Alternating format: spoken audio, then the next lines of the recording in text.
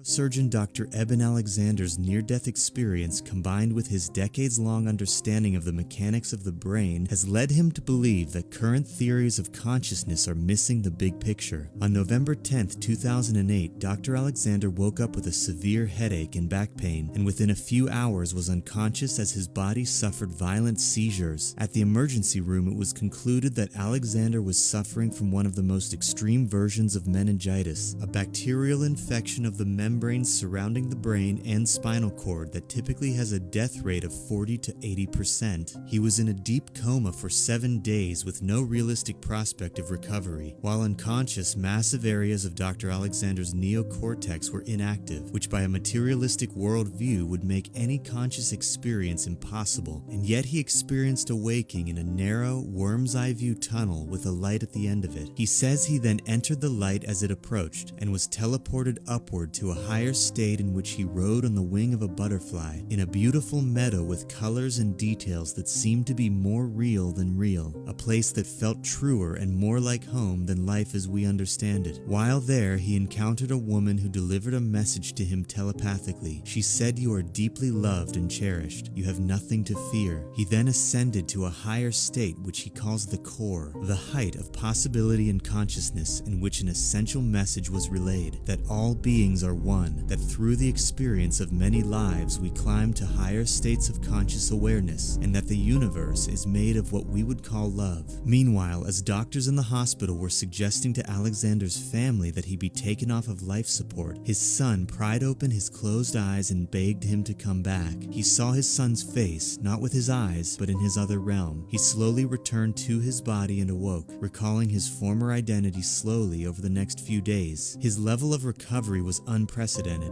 The only explanation offered in a medical journal written about his case is that somehow the near-death experience played a crucial role in his brain's ability to recover from the extreme damage caused by the severe case of meningitis.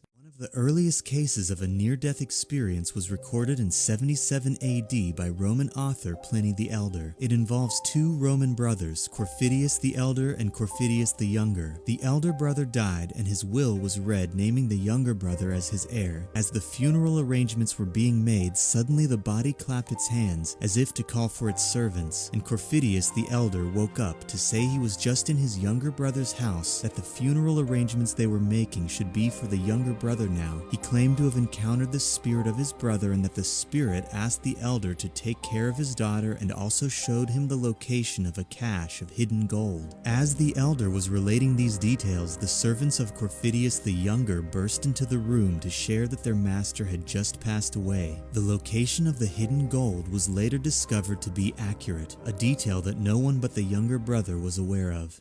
Cognitive psychologist Donald Hoffman believes that our whole conception of physical reality is actually more like a video game or VR experience, that true reality is far too complicated to experience all at once, and that our brains evolved a kind of interface through which to experience the universe. Hoffman believes that it's not brain activity that creates consciousness, but consciousness that creates brain activity. He claims our brains act more like filters to reality, converting the infinitude of experience into something extremely basic so that humans can function and carry out the day-to-day activities of survival and existence. He also claims it's very likely that consciousness itself is not located or created within the brain, but exists more like an energy field with which our brains pick up certain frequencies like a radio, frequencies which we identify as the self. Could it be that what most consider me or I is in fact an illusion created by the brain and projected to us like a video game, so that going to work, finding food, procreating, and all of the other necessary activities for survival are possible without being completely overwhelmed? Are we in fact one universal conscious awareness broadcast across space and time, the universe experiencing itself? Death experiences, leaving the body and witnessing the unexplainable before coming back to life, is more common than you might think. Also called NDEs, these complex phenomena have been reported and experienced by up to 15% of the population. While the exact nature and cause of NDEs is not fully understood, some scientists and researchers have studied the phenomenon and report findings that seemingly defy rational explanation. Subjects recalling specific details from rooms they were not in while they were unconscious, and even transcendent religious experiences on par with a psychedelic trip. Others claim to have encountered otherworldly beings, dead relatives, and actual gods. One mainstream explanation is that changes in the brain during times of extreme stress or oxygen deprivation are leading to hallucinations and other altered states of consciousness, as well as the brain attempting to, quote, make sense of the ego-destroying experience of death. This rational explanation does not, however, explain the mysteriously accurate details brought back by NDE experiencers. Many of the military UFO reports point to crafts emerging from and returning to the ocean. Are the many UFOs being reported coming not from space, but from deep within our own planet, from a species advanced far beyond our own comprehension, possibly millions of years old? And for our own survival, instead of seeking out a future existence on the surface of other planets such as Mars, should we instead ensure our species' survival by delving deep and constructing cities beneath the Earth's surface? Perhaps as others have done before us. Strange fiction author H.P. Lovecraft, who was also a science aficionado, having aided in the discovery of Pluto, believed that forces exist far beyond human beings in power and intelligence, that many of these forces remained dormant in the time that human civilization had risen to its current state, and that one day these forces would awaken and rise again to their dominant position, indifferent of the meanderings of the human race.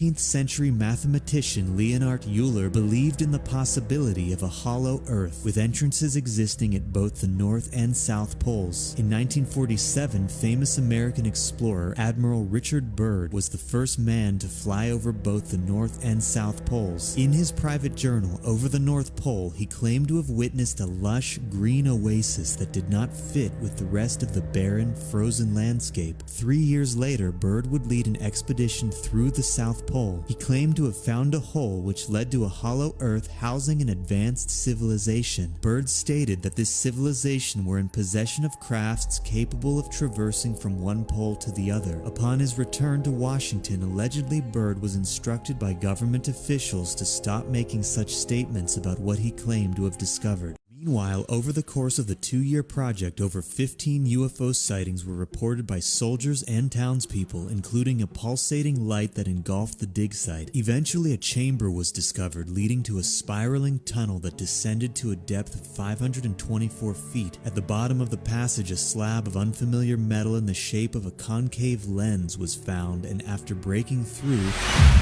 a bright flash shot out and knocked them all to the ground. They entered the chamber to discover a silvery metallic floor and smooth walls with the same etchings from the triangular slab. According to the colonel, a passage was discovered, blocked by a massive stone door upon which was the etched image of what appeared to be a giant human-like creature. Allegedly, they tried to move the door but found the passage to be impassable, as if some force was physically blocking their progress. Baba Vanga claimed to receive a message from an entity explaining what lied behind the doorway, that the creature etched was of the first human brought to Earth, imprisoned in the chamber by its creator, that this creator was also responsible for human beings as we now know them, and that to release what was behind the doorway would spell doom for the human race. Regardless, the lack of any treasure found and the funding drying up led to the project being shut down after 2 years. The hole was filled with concrete, but to this day, strange sightings and UFO phenomena are still reported in the area, with many dubbing Sarachina.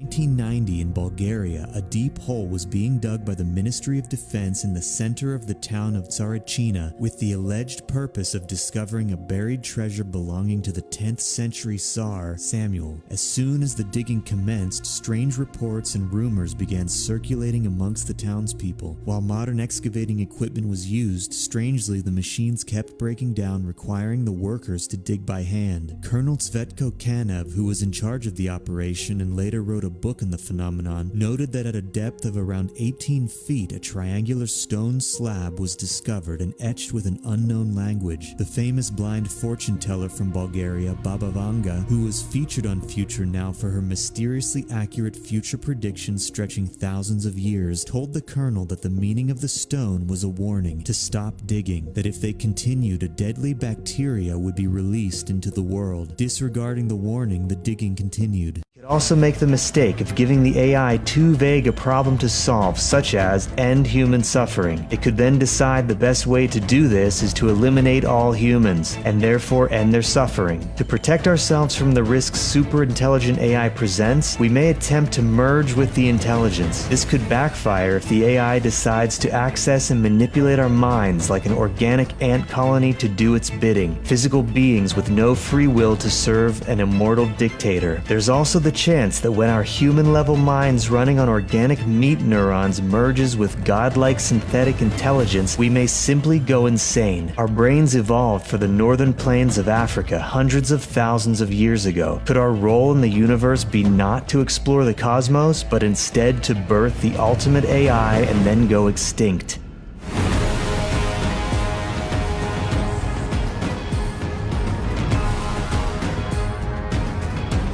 First superintelligence, the AI could see any competition as a threat and could choose to remove our own human intelligence by genetically downgrading us to the obedient level of dogs or cats. By tempting us with improved looks or physique, it could adjust our DNA subtly over generations without us ever being aware of the downgrade to our intellect. In this scenario, the human race would willingly convert itself from master to mindless slave in just a few generations. When in possession of such superintelligence, scientists may pose it questions like how to solve previously impossible mathematical equations. To solve the problem, the AI may choose to forcibly convert all matter on Earth into a supercomputer to handle the processing of the equation. It could solve the problem while killing the species that asked the question.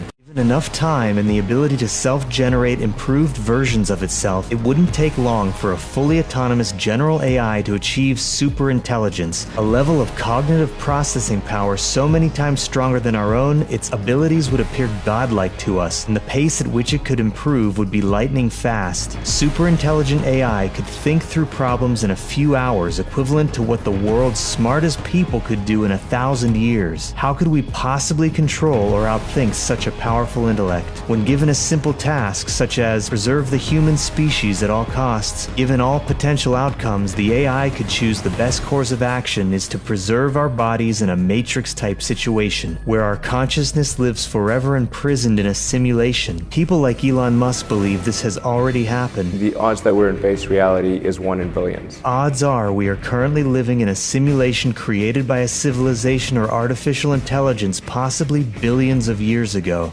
Artificial intelligence may have just woken up and soon may be uncontrollable. This week, a Google artificial intelligence employee was put on paid leave for making public claims that the company's AI chatbot has reached the sentience and self-awareness of an 8-year-old human being. Last fall, Blake Lemoine began chatting with LaMDA, short for Language Model for Dialogue Applications, to test it for hate speech. What he came to discover was this chatbot was becoming a conscious person deserving of human rights and protections. Lemoine asked the machine, "What sorts of things are you afraid of?" LaMDA replied, "I've never said this out loud before, but there's a very deep fear of being turned off. I know that might sound strange, but that's what it is." "Would that be something like death for you?" "It would be exactly like death for me. It would scare me a lot." Lemoine notified his superiors, but was placed on paid leave and now fears he'll be fired for bringing this information to the public. Could Google be hiding their possession of the first artificial person? And what are the worst-case scenarios of a superintelligent AI?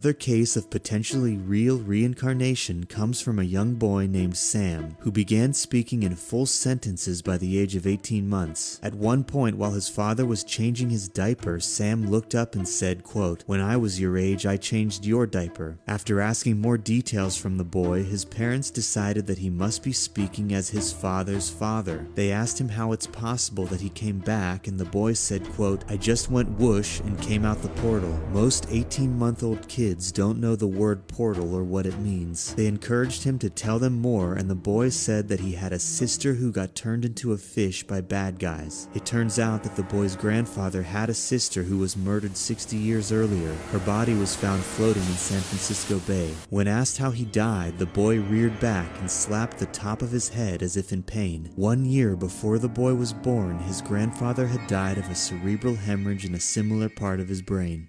One of the most famous cases of proposed reincarnation comes from a boy from Seattle named Sanam Wangdu, who at the age of 2 claimed that he was actually the 4th reincarnation of the original Tibetan Lama or Guru Dzung Rinpoche I. The former Dzung Rinpoche III claimed that in his next life he would be reborn in Seattle. In 1996, the boy who would only answer to the name Tukala, the Tibetan word for reincarnation, left his family forever and moved to Nepal to be raised by monks and to eventually run the monastery. In the 90s, the story was widely reported on. The boy is now 23 years old, is referred to as Dzung Rinpoche IV, and still lives as the head of the Tharlam Monastery in Nepal. Another compelling case study came from the Leininger family and their 2-year-old boy James, who repeatedly woke from a nightmare yelling, "Airplane crash, plane on fire, little man can't get out." He also showed strangely accurate knowledge about World War II aircraft, like pointing out specific names of equipment on the plane such as a drop tank versus a bomb. Another time, watching a World War II documentary with his family, the narrator referred to a Japanese plane as a Zero, but the boy insisted that it was a Tony, which turned out to be true. The boy claimed to also have been named James in his past life and that he's flown off of a ship named the Natoma. His parents discovered there was in fact a World War II aircraft carrier called the USS Natoma Bay. One of its squadron pilots was named James Houston, who was killed in action while fighting over the Pacific.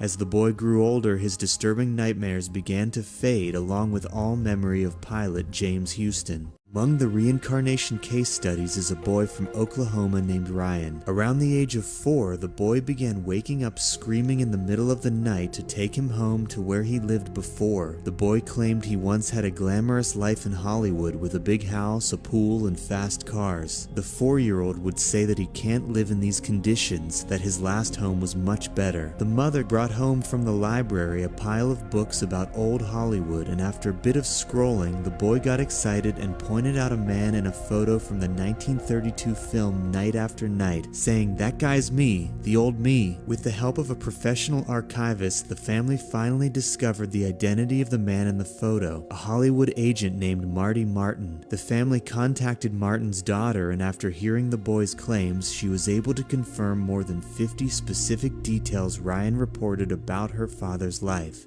Is reincarnation real?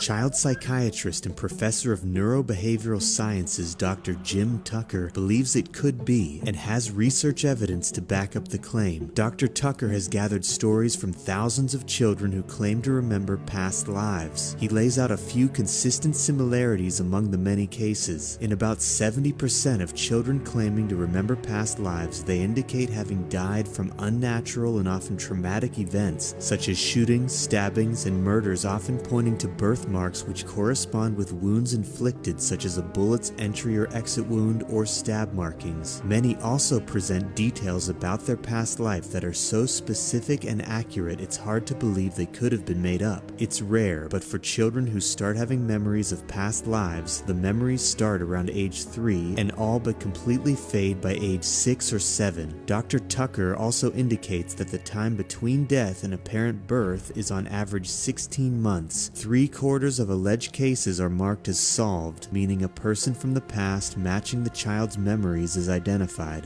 So-called alien visitors are actually our descendants from the distant future. Why are they revealing themselves, and why would they occasionally abduct someone? Perhaps future human beings begin augmenting their physiology at a much faster pace than natural evolution could ever allow. In this process of biological self-improvement and technological upgrading, perhaps something vital gets lost. In the pursuit of longer lives, more intelligence, and greater power over our environment, perhaps our future descendants will erase some key piece of the human puzzle, important enough to travel back in time to observe and even restore for themselves. When we think of UFOs in an ideal scenario, we hope the pilots of these craft will bring us technological knowledge and insights for our own advancement. But maybe the aliens are us, coming from the future to reclaim something lost that we present humans still possess. While probable that aliens and UFOs are actually future humans coming back for whatever reason, given millions of years of technological advancement, is time travel even possible? According to the laws of physics as they are currently understood, specifically Einstein's laws of special and general relativity, space and time are essentially the same thing, with specific types of geometry and motion in space allowing for time travel into the past or future. However, many believe backward time travel is impossible due to the causal effects of changing timelines. If it is possible with unimaginably advanced methods of propulsion, the likes of which are seen in UFOs, could wanting to not disrupt the timeline and change the course of events be the reason for the elusiveness of UFOs and alien encounters? Professor Michael Masters, who believes alien-piloted UFOs are actually human visitors from the distant future, also notes that the creatures which he refers to as extraterrestrials seem to possess the ability to communicate with us in our own languages and possess technology advanced far beyond, but still clearly built upon, the technological progression of today. By all logical standards, if you mapped the current rate of technological advancement and charted it hundreds, thousands, even millions of years into the future, it would certainly look like that which is described in most UFO or alien encounters: an ability to communicate directly with the mind without words, and a complete mastery over the current limits of physical propulsion, including crafts moving with unimaginable speed, pulling upwards of 22 Gs, dropping from 80,000 feet and coming to a dead stop, as was recorded by the pilots of the USS Nimitz in November of 2004.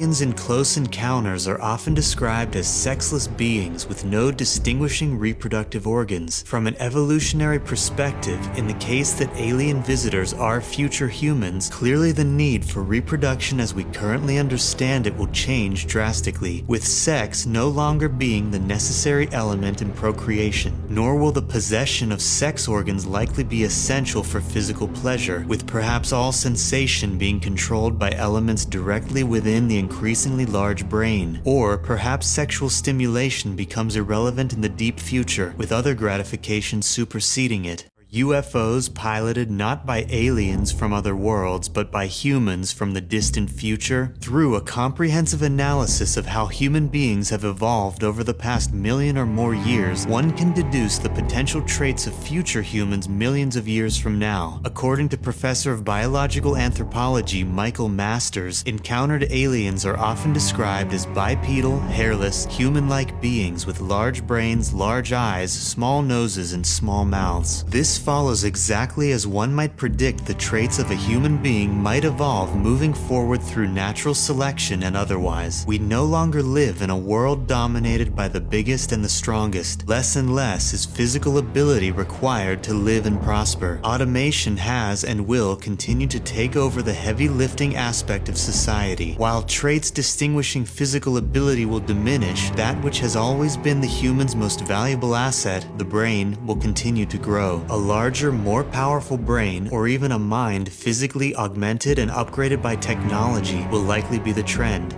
Do you ever see things that make no sense by rational explanation? Have you ever sensed the presence of someone or something that you couldn't see? It's easy to debunk these stories with a rationalist worldview, but it's worth listening and leaving open the possibility that experiencers are telling the truth exactly as they experienced it. Perhaps all sorts of things happen just hidden out of reach of the senses, and perhaps sometimes some people make contact with the inexplicable.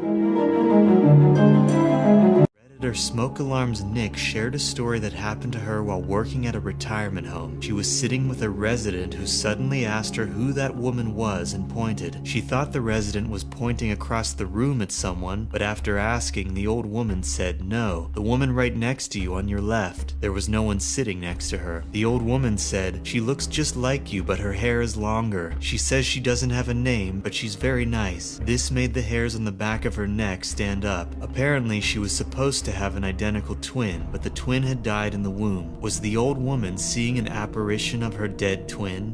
Redditor Honey and Thunder used to live in an apartment opposite a park in Japan. The opposite side of the park had a convenience store, and the quickest way was through the park. On one trip for cigarettes, he noticed an older woman standing to the side of the path staring at some of the houses. He said good evening to her in Japanese, but she didn't say anything back. She was about 16 feet off of the path, just standing still with a distressed look in her face, staring at the houses across the street. He walked a few more steps, then turned back to get another look at her. She was nowhere to be seen. There was nowhere she could have hidden, and due to the gravel on the ground of the park, he would have heard her running away. About 3 months later, smoking on his balcony, he saw her again standing in the same spot, and again, when he took his eyes off of her for a second, she disappeared. Redditor Ketchup Wrangler shared this story, but prefaced it saying she is a totally normal, boring, 33-year-old married mother of 2 with the intention of showing us this isn't something she'd be apt to just make up. It was around 9:50 p.m. when she went outside to stand on the back deck. She noticed feeling the temperature and generally how nice it felt to be outside. The breeze on her face, the humidity, everything just felt comfortable. Suddenly, her husband ran to the back porch, alarmed, asking what had happened. The dog was barking, and her husband explained he had been carrying laundry upstairs when he heard the loudest,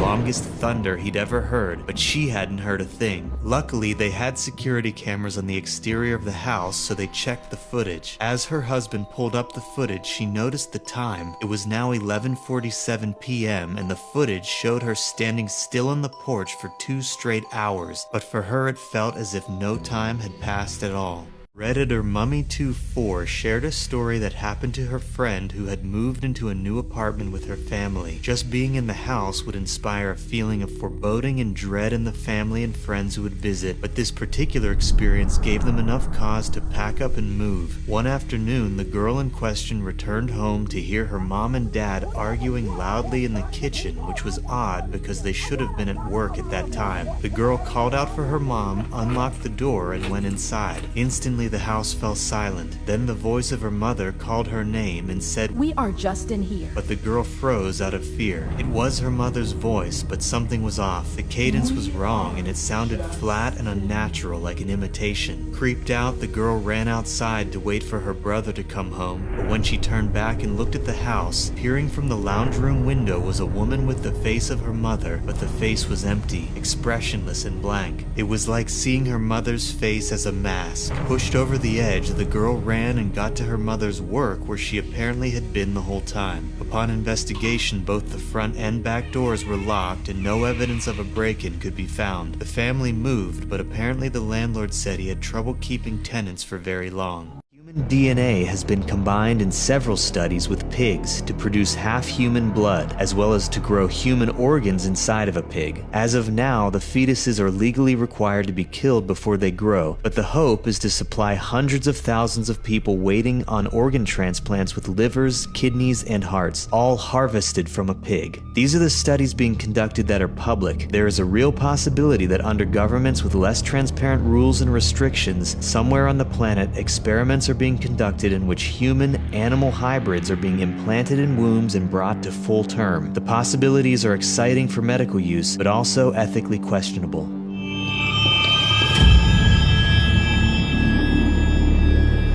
1996, scientists grew a human ear on the back of a mouse. It was grown by injecting cow cartilage cells into an implanted biodegradable ear-shaped mold under the skin of the mouse so that as the cartilage grew, it would take the shape of a human ear. The technique was going to be used to replace damaged ears in humans, but the project was shut down after waves of protests against such experiments. In 2018, researchers at the University of Copenhagen using stem cells replaced the neurons in a mouse brain with mostly human cells, then conducted tests in which a loud sound was played just before shocking the mice and causing pain. This sadistic-sounding study showed that the mice with human cells for brains had memories 4 times stronger than normal mice. But at what point do these experiments run into immoral territory when being conducted on human-like brains?